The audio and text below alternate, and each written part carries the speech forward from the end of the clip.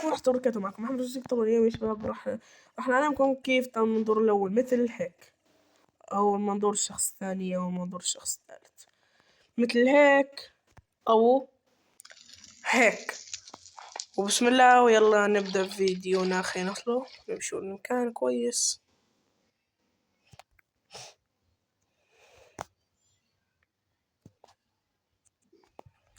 اوكي، راح نبني استوديو اليوتيوب هنا الأول. اوكي راح نبنه، أو مش لازم، خلينا نوريكم الطريقة. راح تفتح الإعدادات، راح تدخل settings، تنزل لين توصل كلمة فيديو على الشاشة الزرقاء.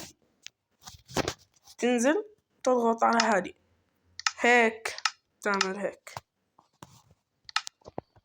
مثلا، أما هيك فبتعمل هيك. وهذه هي الطرق. وشكرا لكم على المشاهدة، وبيس يا تريس.